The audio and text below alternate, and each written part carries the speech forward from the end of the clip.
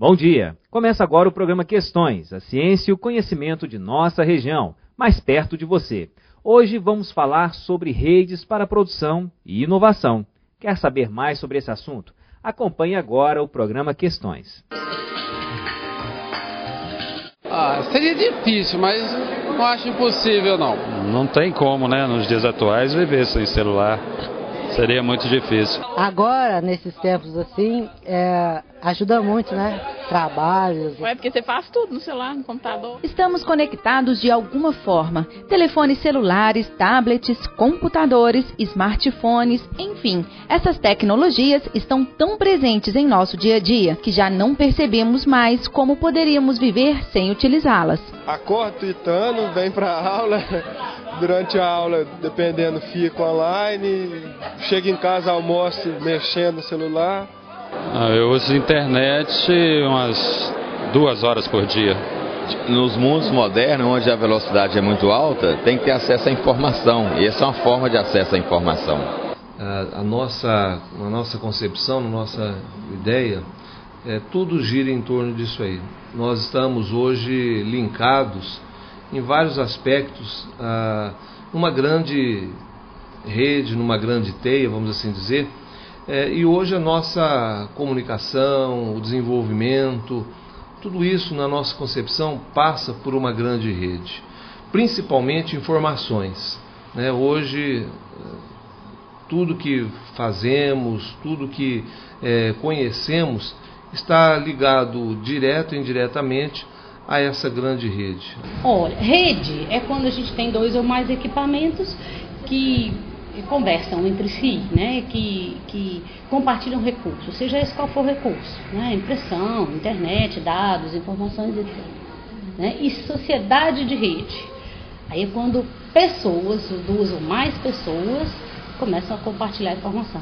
Aí a gente já tem uma sociedade. Mesmo com 2 pessoas, já podemos dizer que é uma sociedade de rede. São várias as áreas impactadas por estarmos numa sociedade em rede. Falando economicamente, o conhecimento e a inovação se tornam elementos fundamentais para o desenvolvimento, o que antes era atribuído apenas ao aumento da produtividade das indústrias. Nessa nova economia, as organizações que trabalham com a troca de conhecimento e de informações adquirem maior destaque. Eu vejo que o grande paradigma, tá, a ser quebrado, né, é cultural. É preciso que as pessoas entendam a importância e a relevância da tecnologia dentro das organizações, de forma a tornar nossas empresas mais competitivas e preparadas para o mercado. É preciso que isso aconteça culturalmente primeiro, é preciso que o mercado veja isso como um ganho. Esse é o primeiro paradigma a ser quebrado. A partir daí, aí sim você vai transformar a informação em dado e depois em conhecimento que possa te facilitar a tomar as decisões. Aqueles empresários, aqueles confeccionistas que insistem em ficar naquele modo arcaico, né, naquele modo bem artesanal, com certeza eles não terão condições de competir.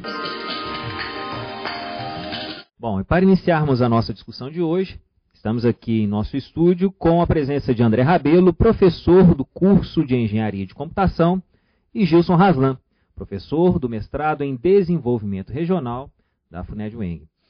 Vivemos em uma sociedade rede. O que é isso?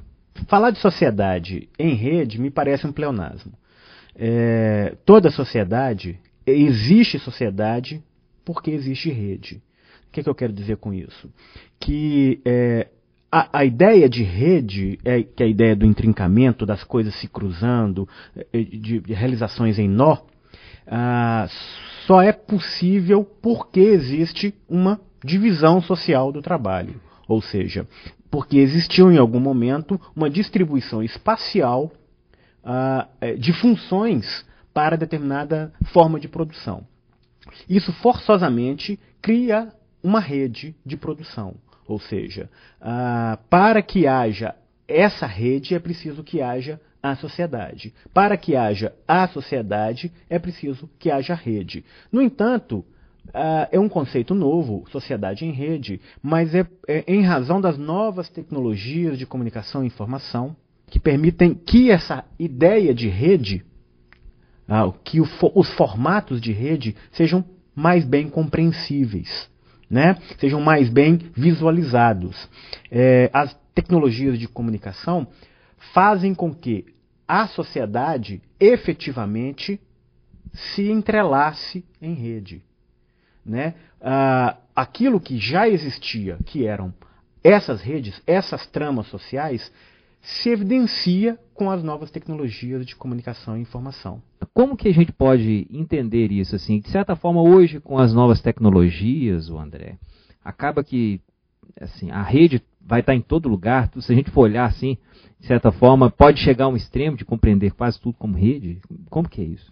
Bom, Max, levando assim para um viés mais tecnológico, né, de acordo com pesquisa realizada pelo próprio Ibope em setembro, a gente tem hoje um número de 80 milhões mais de 80 milhões de internautas só no Brasil. Desses 80 milhões, 90% busca rede social, busca estar trabalhando em redes sociais, busca estar em rede. Isso é um grande marco, né? Imagino que, tecnologicamente falando, acho que este é o caminho que nós devemos seguir aí por um grande tempo, por um grande período. É possível a gente pensar no impacto, né, dessa rede, da consolidação, da conformação dessas redes, né, nessa dimensão local? Eu vejo que, assim, que de certa forma, apesar dessa aceleração, dessa crescente, talvez ainda haja muito em que esse diálogo, né, essa inserção na rede, ainda haja muito a ser explorado, né, talvez vários empreendimentos ainda a se organizarem para aproveitar mais esse potencial aí. Como que você percebe isso? Hoje a gente trabalha muito com métricas na internet, nas redes sociais, em qualquer tipo de situação, tudo pode ser medido. Como o índice de informação é muito alto, a gente acaba tendo que escolher o que a gente vai medir, o que a gente vai trabalhar, como vai trabalhar com algum tipo de informação. Se você precisa trabalhar em rede social, se você precisa trabalhar em uma mídia social diferente, isso tudo tem que ser analisado quando você vai trabalhar com o seu produto na sua rede, em rede. O que a gente tenta fazer é sempre trabalhar com essas métricas, tentando o quê? Entender o que o seu consumidor precisa, entender o que exatamente o seu consumidor vai atacar, vai precisar e atacar exatamente esses pontos, evitando publicidades falhas. Obrigado. Por uma Questões dá uma pausa e volta daqui a pouco falando mais sobre redes para produção e inovação.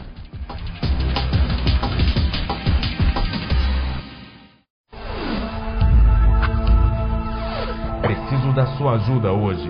Vamos limpar o nosso lote com fogo. Mas isso é perigoso. Ele pode causar muitos prejuízos. Papai sabe o que está fazendo. O incêndio está destruindo a mata ciliar do nosso rio. Para evitar isso, não coloque fogo em lote. Não jogue cigarros na beira da estrada. Você pode evitar um incêndio.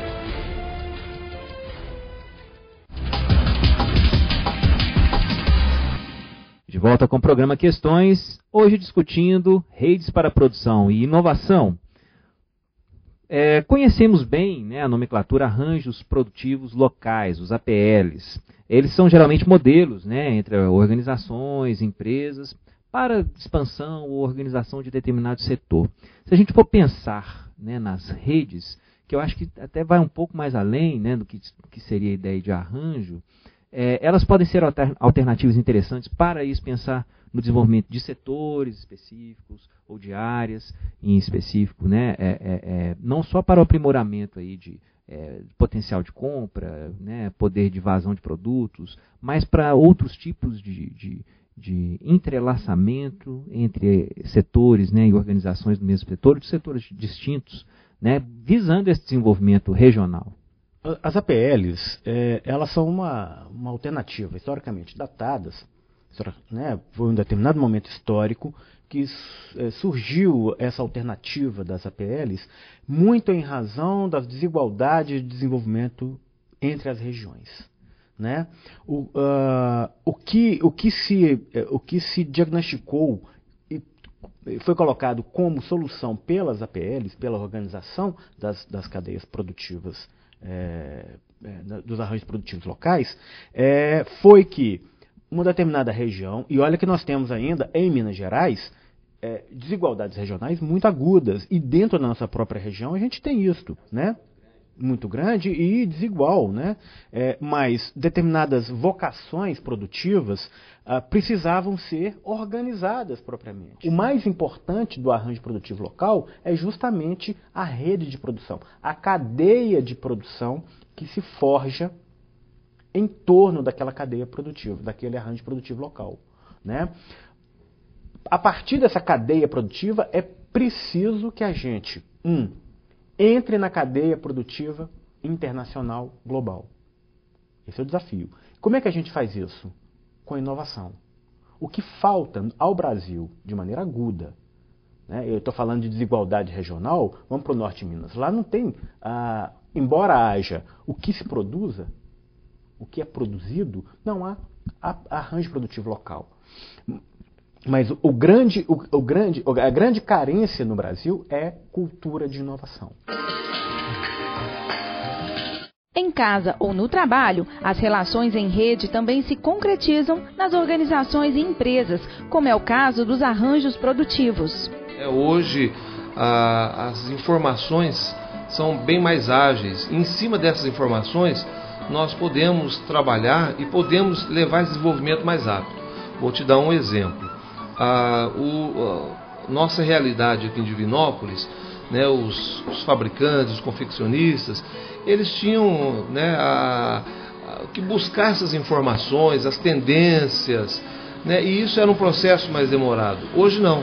Hoje, para você ter uma ideia, nós estamos desenvolvendo uma área ligada a um condomínio de confeccionistas, de fábricas, mas nesse condomínio nós tivemos ontem uma informação e uma reunião que alguns, inclusive o governo, quer colocar neste condomínio um centro tecnológico para informações, para que essas informações sejam repassadas a esses confeccionistas de uma maneira mais ágil. Eles vão desenvolver dentro desse condomínio uma rede, e essa rede vai passar informações, tendências, todas as informações ligadas ao setor.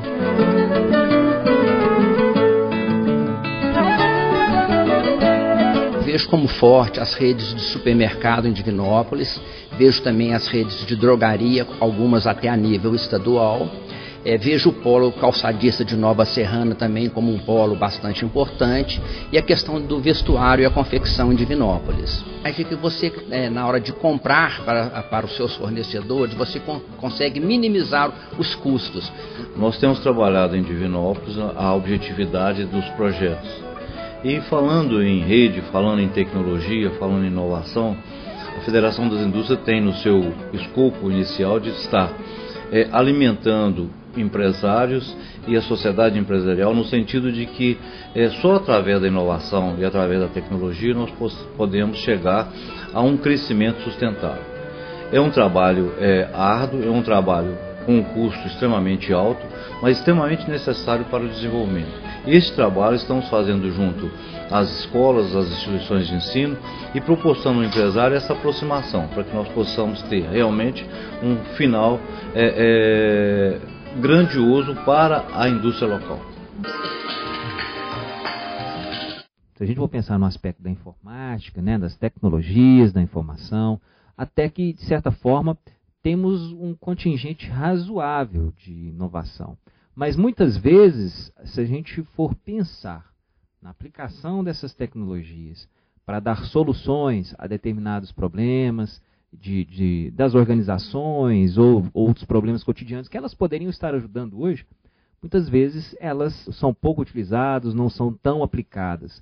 Como que você percebe isso assim? Avanços de inovação em determinadas áreas, e muitas vezes são áreas cuja demanda é global, né? E às vezes o local pode ser que ele fique em defasagem disso. Assim. As soluções dessas tecnologias, por mais que você tenha um computador do seu lado, às vezes ele poderia estar te ajudando em outras áreas que ele ainda não consegue atingir. Max, é a grande influência do social em cima desses arranjos, né, Raslan? A gente vê muita influência do social em cima disso. E em um mercado como o nosso, naturalmente, né, a gente tem um centro tecnológico um pouco desfavorecido com os grandes centros. Com a disseminação das redes, internet e outras coisas que ajudam no desenvolvimento da tecnologia, a gente consegue sim chegar junto, né, se é o termo exato, né, com os grandes centros. A gente consegue tentar alcançá-los, principalmente no que diz respeito à inovação, porque, a gente pode pegar um centro, o Vale, por exemplo, né, que é um grande setor inovador tecnológico, que é nos Estados Unidos.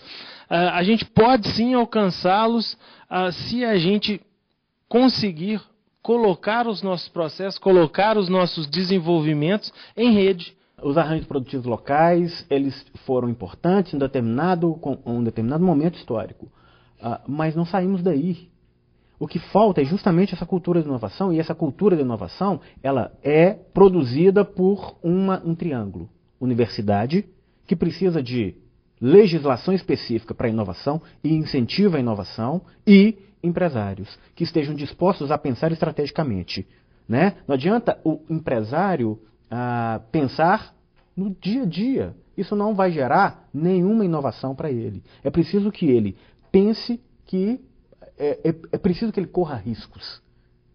Isso é pensamento estratégico. Mas, de qualquer forma, neste triângulo, o poder público, o Estado, precisa ser fundamental o seu papel na organização, na promoção do ambiente de inovação. Obrigado. O programa Questões vai para mais uma pausa e volta daqui a pouco falando mais sobre redes para produção e inovação.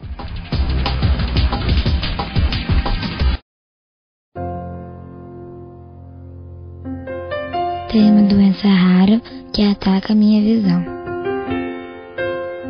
Meu remédio é muito caro, meus pais não podem comprar. Às vezes, tenho que ser internado rápido.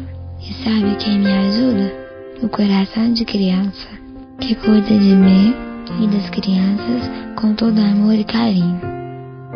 Maria Eduarda. Coração de criança, um gesto de amor vale a vida.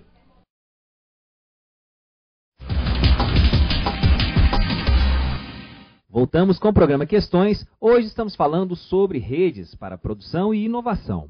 Bom, como podemos pensar, né, em estimular, né, o aprimoramento dessas redes para que elas possam trazer um melhor desenvolvimento, né, e também gerar maior inovação tecnológica e também inovação social? O que eu acho que falta muito é realmente a mobilização entre essas redes, principalmente na nossa gama de mídias sociais, redes sociais, né? Existem uma pequena diferença entre mídias sociais e as próprias redes sociais, né? A mídia social, você engloba tudo que exista um social com tecnológico. Enquanto a rede social, por exemplo, faz parte da mídia social. Então, na mídia social, a gente encontra compartilhamento de vídeos, a gente encontra compartilhamento de imagens, a gente encontra blogs, sites na internet, enquanto nas redes sociais, que são uma pequena parte da mídia social, a gente tem esses sites de relacionamento, onde vai acontecer o social entre pessoas. Então, todo esse aglomerado de informações forma as mídias sociais.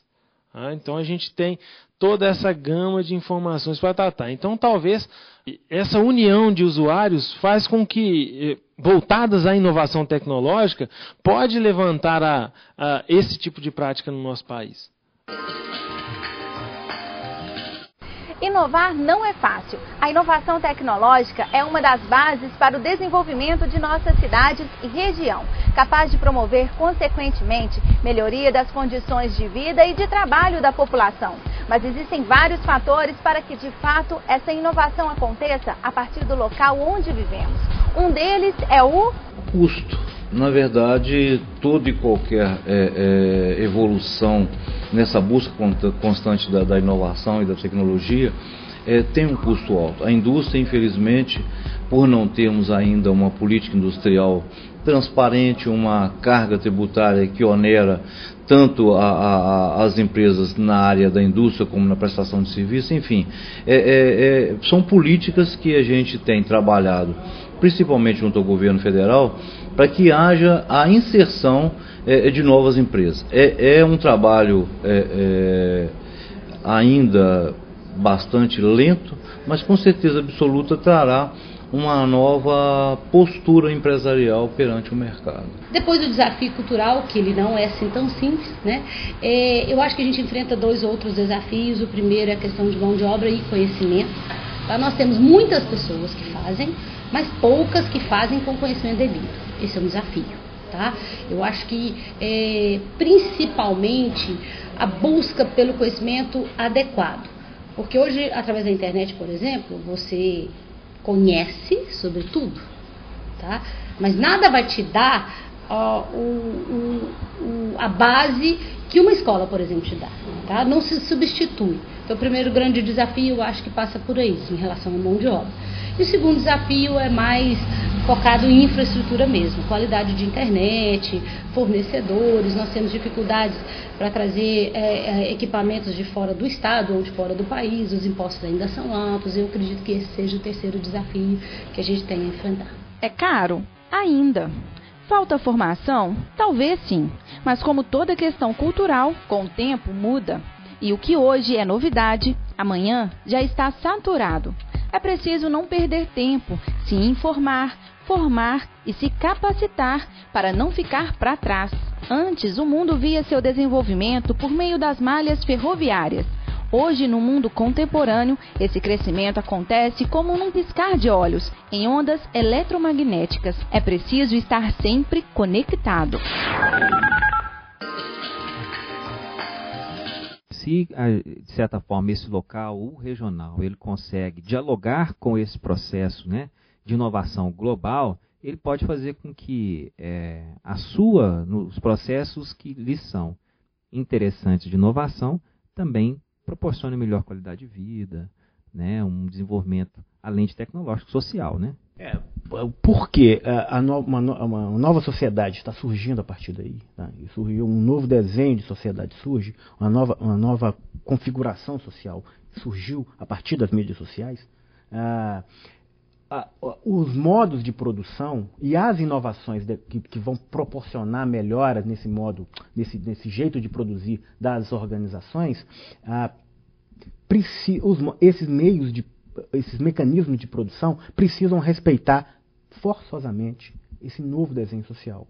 Ou seja, não dá para simplesmente ignorar o consumidor como consumidor, porque ele é, inclusive, produtor. Essa que é a diferença. A sociedade de massas, ela está sendo deixada para trás. Ou as organizações vislumbram isto, ou elas vão deixar de existir. É simples assim.